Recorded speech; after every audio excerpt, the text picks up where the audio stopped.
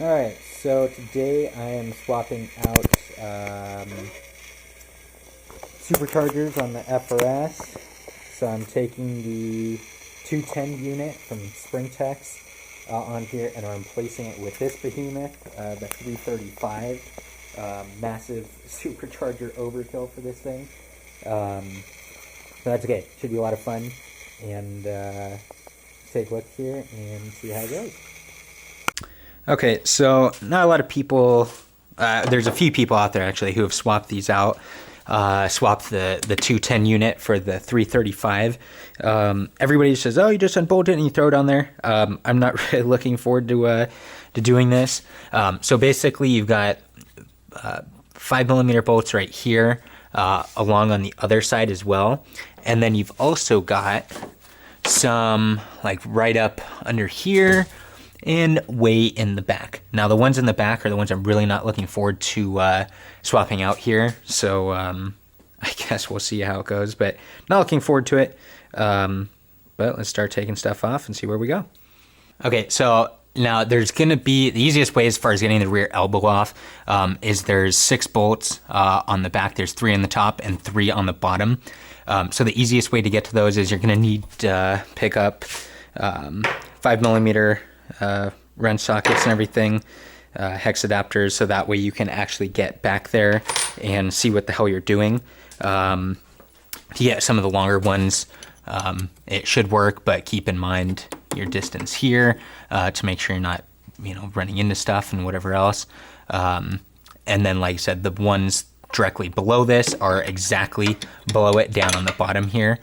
So not difficult to get to, too difficult as long as you've got the right tools.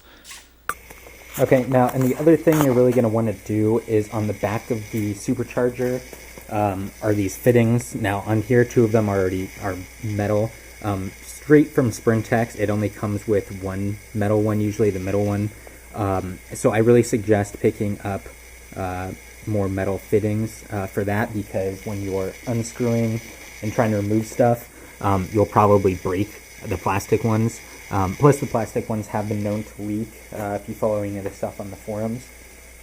So definitely, if you're going to be doing this, get metal fittings to replace those for either removing the rear or if you're swapping units and that kind of thing.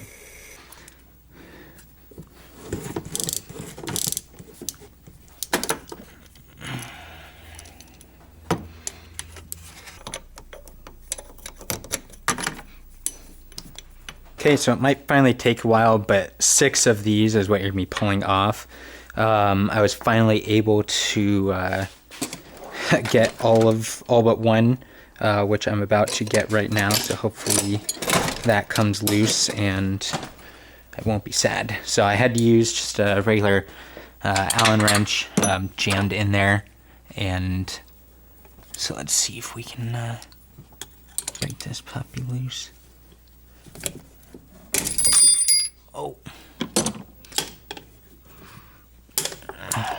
To be completely honest, I have no idea how the hell the 335 unit is going to go on here without causing a bunch of problems for me. Yeah. Alright, and I've never taken this off before, so I don't know if there's going to be a snake or blizzard or just a bunch of screws. They claim it's a twin screw, but you never know. Alright, so check the hands off real quick and pull the elbow off. Let's see what's there.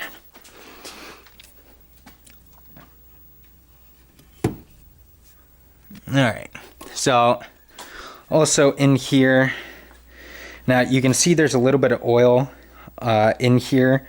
I really suggest a catch can. I've got a catch can, but if you don't have a catch can, this is exactly what's happening. You're getting crap in there that's getting inside of your engine, and that's bad for everybody. So let me show you here. Now I ran, I don't know, a few thousand miles maybe without it, but all of this, you're not supposed to have oil in your intake. So this is an excellent example of why you need to run a catch can. So run a catch can, people. But yeah, so there's the rear elbow removed on there. Very nice. So now I got to get to work getting these bolts off, along with those front ones and on the other side. So let's get those removed. Okay, so here's a quick tip. A lot of times when you buy furniture and stuff, it comes with Allen wrenches. I have some Craftsman sets, whatever, you know, the whole set all together with all the sizing. But whenever I get the furniture BS or I come up with extra Allen wrenches, keep them, because sometimes what you can do is you can cut them and modify them.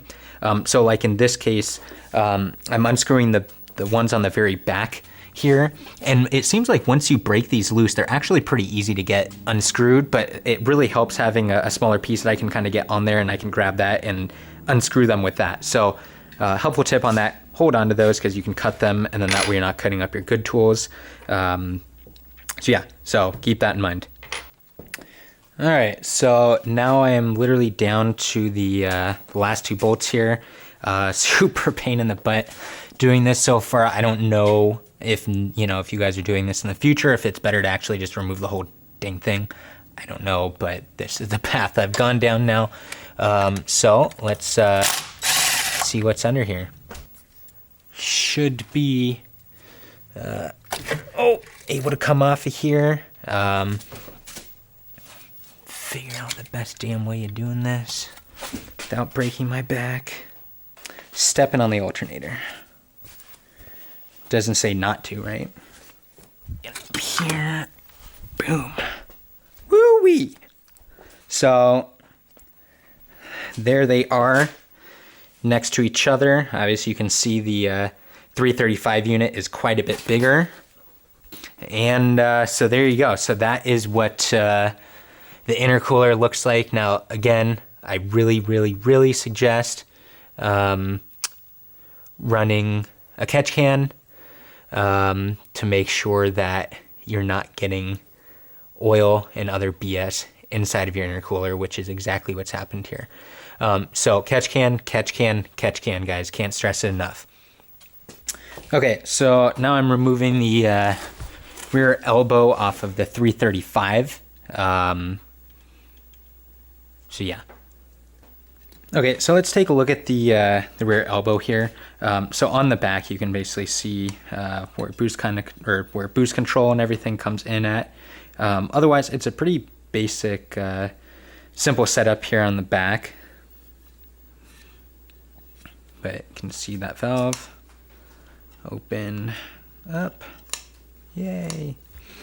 And that valve goes right here, so that way you can kind of see how all of it goes together. And then I'm hoping on the 335 unit, because the okay, so I'm hoping with the 335 unit that the screws on the back here are going to be a little bit easier, because the fittings face straight back instead of kind of right in line with the other bolts. Unit on the 335. So interesting. So there it is. Now you can see a little bit of oil here. So same thing, this person probably wasn't running a catch can before me. So that's what's kind of caused this. So here's the back of the 335 unit pulled off, and I'm doing this that way you can kind of see the twin screws in there.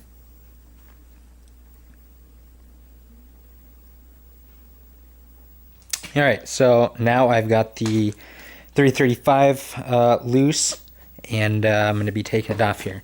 But one more time, do a quick comparison here to show how much bigger the 335 unit is.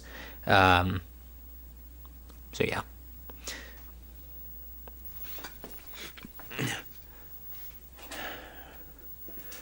They're going to be mildly difficult to see here.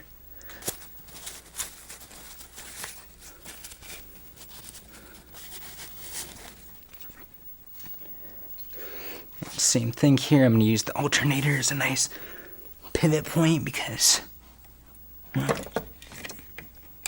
Okay. All right. Whew. So, there's a 335 in place. And let's get this puppy bolted on. And after that, I'm going to be swapping out the fuel injectors. I ordered these through moto-east. They're also the ones handling my tune. So I'm swapping those out. Later down the road is going to be fuel pump. And then after that is going to be clutch, because my clutch is not going to be happy. Okay, so one last thing. For all the bolts that you're putting in back on the supercharger, put anti-seize on there. Do yourself a favor if you ever need to pull this back off. If you don't have anti-seize on there, it's going to be a problem. So make sure you put that on all the bolts that you're using to scare the supercharger onto the manifold. Do it. Do it. Do it. Do it. Anti-seize. Okay, so now install's done. Yeah, we're right into the beater and hoping that it starts when this is all done. And again, this tune is from moto-east. They are really well known for the Sprintex kits. However, they are the only ones who so far have been doing tunes for the 335 unit. So it was important to me that I go with them because they dealt with it the most. They had it on their shop car while tuning and testing and everything like that. So I wanted to make sure I went with a reputable tuner, because a tune is the most important thing for your car. Don't skimp out and go with someone that you don't know or doesn't have a good reputation. It's just not worth it. And see the RPMs up there. And then we did install the Pieceworks injectors. So far no fuel has come spraying out, so that's all obviously good. Okay, and then what's funny is once you get to wherever you've set your rev limiter, it'll start blinking at you as the programming gets higher up, so that's kind of funny to see. And it shows we're at 99% complete, 100%, and RPMs just dropped. And ECU Tech now tells us to switch ignition off. Programming is now complete. Alright, kind of doing the one more once over on the car. Just make sure I didn't leave a tool sitting on or in something. And